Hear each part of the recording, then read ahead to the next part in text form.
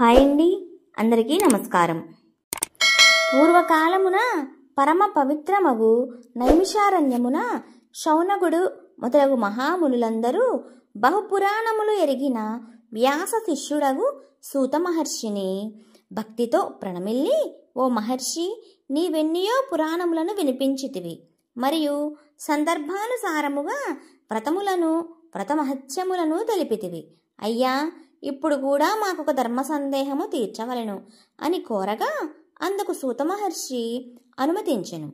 ఈశ్వరుని మొదటి భార్యగు సతీదేవి తన తండ్రి అగు దక్ష ప్రజాపతి యజ్ఞకుండమున పడి దేహము త్యాగము చేసెను కదా. ఆ విధముగా జరుగుటకు కారణమేమి?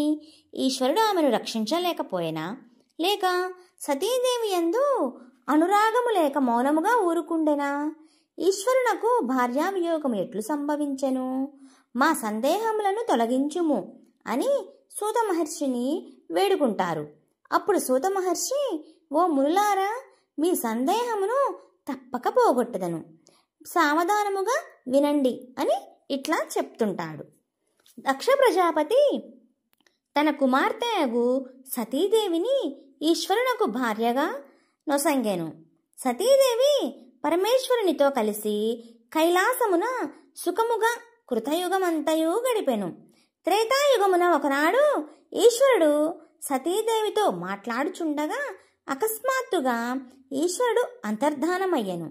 సతీదేవి ఈశ్వరుడు మాట్లాడుచూ మాయమైనందుకు పరిపరి విధాలుగా ఆలోచిస్తూ ఉండగా పకపకా నవ్వుతూ ఈశ్వరుడు సాక్షాత్కరించెను.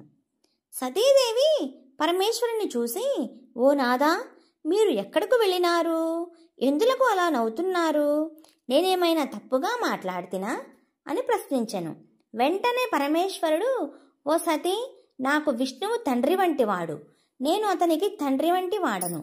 మా ఇరువురకు ఏ విధముగు అంతరమును లేదు. ప్రస్తుతము మహావిష్ణువు భూలోకమున శ్రీరామునిగా అవతరించి పితృవాక్య పరిపాలనకై తన భార్యగు సీతతోనూ సోదరుడగు లక్ష్మణునితోనూ వనవాసమునకు వెళ్ళి పంచవటి తీరమున పర్ణశాల నిర్మించుకొని నివసిస్తున్నారు. మన భక్తుడగు రావణుడు మాయోపాయముచే సీతను అపహరించి లంకకు తీసుకొని వెళ్ళెను. పర్ణశాలలో సీత కనిపించకపోయేసరికి శ్రీరాముడు ఆమెను వెతుకుచూ ఆ అడివంతయు గాలించెను. సీత ఎక్కడనూ కనిపించకపోయేసరికి శ్రీరాముడు సీతావియోగ బాధచే కుమిలి మతి తప్పి ఆ అడవిలో కనబడ్డ పక్షిని, జంతువును, చెట్టును, పుట్టను, సీతను చూసినారా అని అడుగుతూ పోవుచుండెను. ఒకచోట పాడుబడ్డ శివలింగమును చూసి శ్రీరాముడు ఎలుగెత్తి, ఓ పరమశివ, నా సీతను చూచితివా అని ప్రశ్నించెను. నా తండ్రి అగు విష్ణువు కేక విన్న వెంటనే నేను అచ్చటకు వెళ్ళి శ్రీరాముని ఎదుట నిలుచుంటిని.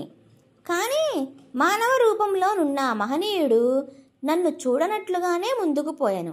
అందుకే నేను నవ్వుచుంటిని. ఇంతే తప్ప మరి ఒక కారణము లేదు సుమా అని ఈశ్వరుడు అంటాడు. ఆ మాటలు విన్న సతీ, ఓ నాథా, మీ మాటలు నమ్మశక్యముగా లేవు. మహావిష్ణువు శ్రీరామునిగా అవతరించి భార్యా వియోగముచే మతి తప్పుట ఏమి?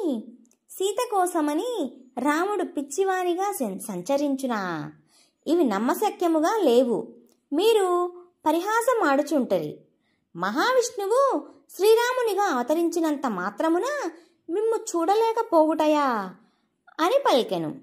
వెంటనే శివుడు, సతీ, నీవు నా మాటలు నమ్మని ఎడల స్వయముగా నీవే అక్కడకు వెళ్ళి ఆ రాముని సీతావియోగ బాధను కనులారా చూడుము, నీకు అంతరము బోధపడగలదని పలికెను.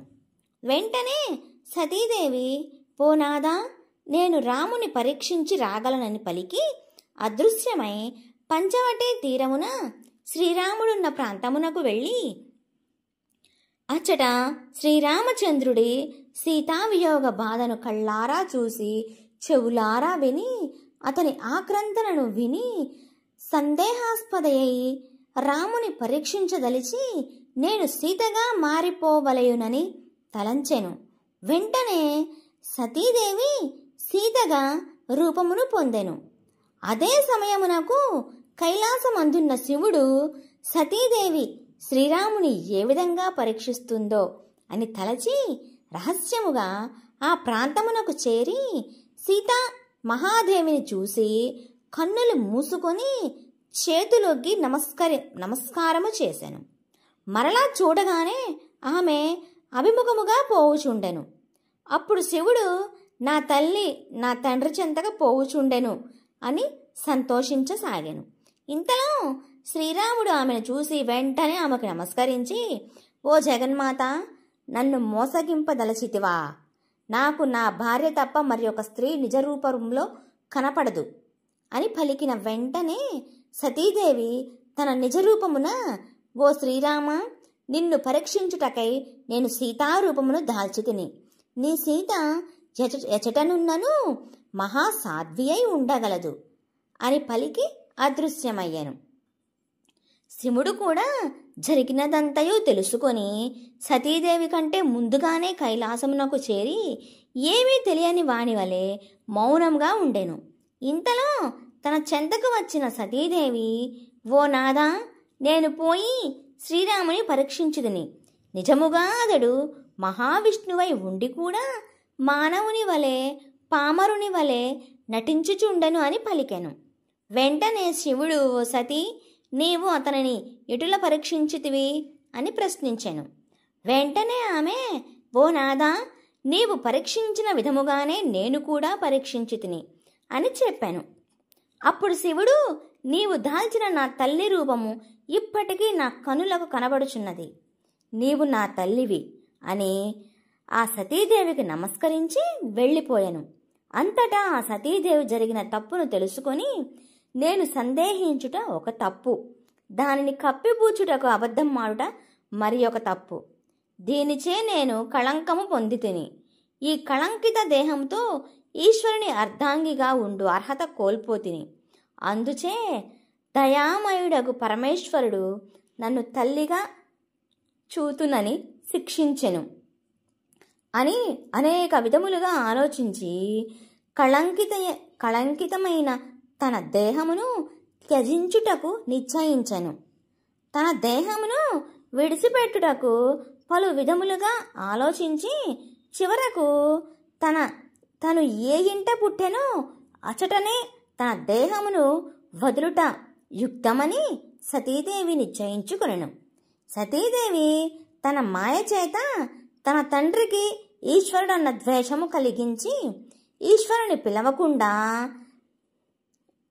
యజ్ఞమునర్చు కోరికను కలిగించెను. ఆమె నిర్ణయానుసారముగా దక్షుడు శివుని అవమానింపదలచి శివునకు ఆవిర్భాగమివ్వకుండా యజ్ఞమును తలపెట్టెను. దేవతలందరూ ఆ యాగమునకు వెళ్ళుచుండగా సతీదేవి కూడా ఆ యాగమునకు పరమేశ్వరుని కలిసి వెళ్ళుదు అని కోరెను. ఆ యాగమునకు వెళ్ళుట యుక్తము కాదని పరమేశ్వరుడు చెప్పినను ఆమె వినిపించుకొనక ఆ యాగమునకు వెళ్ళి తీరవలయునని మంకుపట్టు పట్టెను. దానితో శివుడు చేయునది లేక నందీశ్వరుని భృంగీశ్వరుని సాయమిచ్చి సతీదేవిని దక్షవాటికకు పంపెను. దక్షుని యాగమంటపములోనికి సతీదేవి ప్రవేశించి అచట తన వారెవ్వరూ పలకరింపపోవుటచే అవమానముగా భావించి రగులుచున్న అగ్నిగుండము చెంతకు చేరి చేతులు జోడించి, ఓ అగ్నిదేవా, నేనొక అబద్ధము ఆడుటచే ఈశ్వరునకు దూరమై తిని ఇచట అవమానము పొంది ఈశ్వరుని చూడలేను. కావున కళంకముందిన నా దేహమును బూడిద చేసి చల్లని హృదయము కలిగిన వాడును నిర్మలమగు మనసున్న ధీర హృదయుని కుమార్తెనై జన్మించి తిరిగి పరమేశ్వరుని భర్తగా పొందునట్లు చేయుము అని ప్రార్థించి బగబగా మండుచున్న అగ్నిగుండములోకి దూకెను. దేవతలందరూ హాహాకారాలు చేయుచుండగా నంది భృంగీశ్వరులు ఒక్క క్షణములో శివుని చెంతకు చేరి జరిగినదంతయో తెలిపితిరి. సతీ మరణవార్త విన్నంతనే శివుడు మహా రౌద్రాకారమును దాల్చి వీరభద్రుణ్ణి సృష్టించెను. ఆ వీరభద్రుడు దక్షవాటికకు చేరి తన వంటి కోటానుకోట్ల మహావీరులను సృష్టించి దక్షవాటికను శ్మశాన వాటికగా మార్చెను. ఈశ్వరుడు సతీవియోగముచే కలిగిన కోపమును భరింపలేక హిమాలయ శిఖరములకు చేరి అచ్చట విశ్రాంతి పొందుతుండెను. ఆ సమయమున పరమేశ్వరుని లలాటము నుండి చెమట బిందువు ఒకటి భూమిపై పడెను.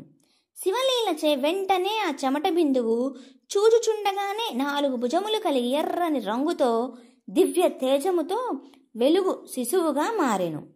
ఆ శిశువు భువనాంతరాలు ప్రతిధ్వనించున్నట్లు రోదన చేయసాగెను. శివుని భయముచే భూదేవి స్త్రీ రూపము పొంది ఆ శిశువును ఒడిలోకి చేర్చుకొని స్తన్యమొసంగెను. అప్పుడు రుద్రుడు ఆమెతో, ఓ భూదేవి, నీవు చాలా పుణ్యాత్మురాలవు. ఈ నా శిశువును నీవు పెంచుకునుము.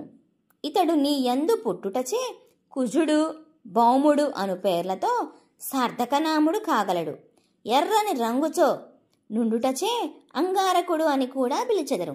నవగ్రహములలో ఇతడు ఒక గ్రహము కాగలడు. ఇతడు ఇంతకాలము నన్నాశ్రయించి ఉండుటచే నాకు భార్యావియోగము కలిగినది. ఈ కుజుని పుట్టుక ఎవరు విందురో వారికి కుజదోష పరిహారము అగును అని శివుడు పలికి వెళ్ళిపోతారు. మరి ఒక చోట సమాధి నిష్ఠాగరిష్ఠుడయ్యను.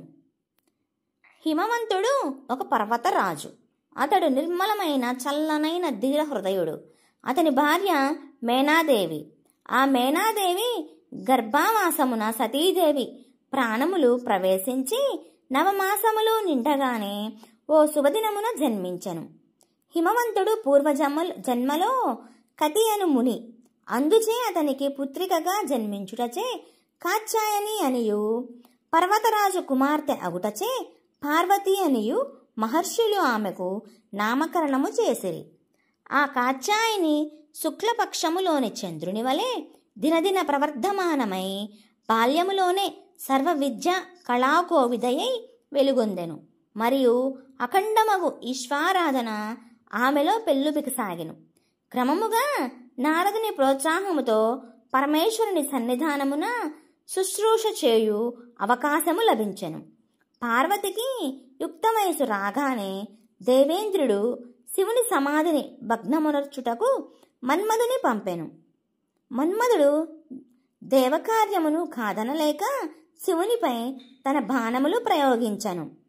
ఆ బాణ ప్రభావముచే శివుడు సమాధిని వీడి మహాసౌందర్య రాశియగు పార్వతిని చూసి వెనువెంటనే తన సమాధిని భగ్నపరిచిన మన్మధుని 3వ నేత్రముతో భస్మ పీటలము గావించి వెడలిపోయెను.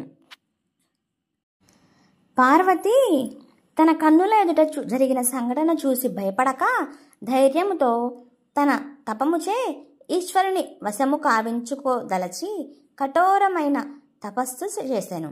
ఆ తపస్సుచే ఈశ్వరుడు సంతుష్టుడై ఆమెను భార్యగా స్వీకరించుటకు అంగీకరించెను. 7 మహర్షులను హిమవంతుని చెంతకు కన్యా వరణకై శివుడు పంపెను.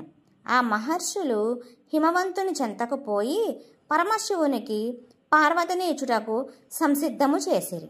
ఒక శుభలగ్నమున అత్యంత వైభవోపేతముగా శివపార్వతుల కళ్యాణమును బ్రహ్మ స్వయముగా జరిపించెను.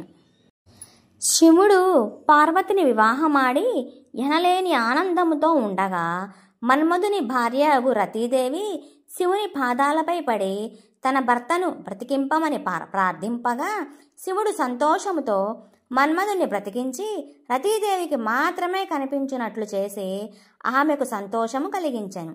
దేవతలందరూ పరమేశ్వరుని దయాదృష్టికి మహదానందము పొంది ఆ దంపతులపై పూలవర్షము కురిపించిరి.